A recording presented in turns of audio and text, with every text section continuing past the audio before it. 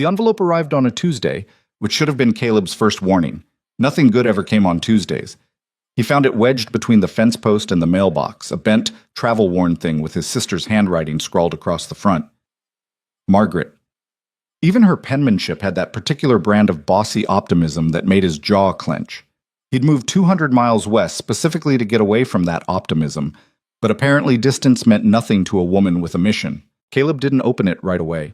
He stood there in the late afternoon sun, September heat still clinging to the Wyoming air like a bad memory, and considered his options. He could burn it, feed it to the stove unopened and pretend it never existed. But Margaret would just send another, and another.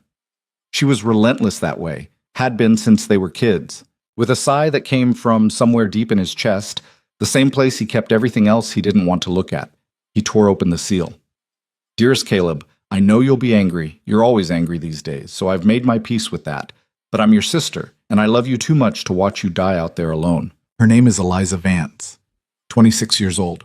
From Boston originally, though she's been living in Denver the past year. A widow, like you, no children, no family left to speak of. She arrives on the 18th, 3 o'clock train. You don't have to love her, Caleb. You don't even have to like her. But you do have to be there, because I already sent her the money for the ticket and told her you were expecting her. I'm not apologizing for this. Someone has to save you from yourself. All my love, Margaret.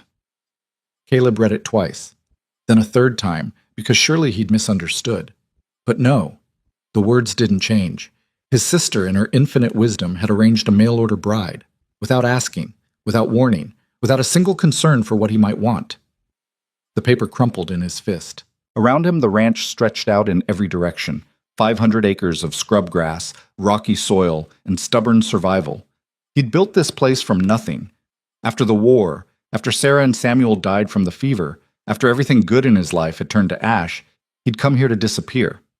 The land didn't judge, didn't expect conversation or emotion or any of the things that had become impossible for him. And now Margaret wanted to drop a woman into the middle of it. A stranger. Someone who'd expect what? A husband? A home? Things he couldn't give because he'd buried them 6 feet deep and had no intention of digging them up. The 18th was tomorrow. Caleb looked towards the western hills, where the sun was starting its descent, painting everything in shades of amber and rust. He'd have to ride into town, meet the train, tell this Eliza Vance that there'd been a terrible mistake, and she'd need to get right back on and head somewhere else, anywhere else. It was the decent thing to do. He tried to feel bad about it, tried to summon some guilt for the woman who'd traveled all this way for nothing. But the truth was, he felt nothing. Just the same hollow emptiness that had been his companion for 3 years now. At least it was honest. Caleb rode into Sweetwater just after 2 o'clock the next day, giving himself an hour to fortify his resolve. The town wasn't much. A main street, a general store, a saloon, and a church that saw more use as a meeting hall than a house of worship. Maybe 300 people on a good day, scattered across the surrounding ranches and homesteads. He hitched his horse outside the saloon and went in. Whiskey, he told Frank, the bartender who'd seen him through more dark nights than either of them cared to count. Frank poured without comment. That was one of the things Caleb appreciated about him. The man understood the value of silence. Caleb drank, let the burn settle in his stomach, then pushed the glass forward for another. Expecting someone on the 3 o'clock? Frank asked, casual enough, but there was curiosity in his eyes. News traveled fast in small towns. Probably half of Sweetwater already knew about Margaret's meddling.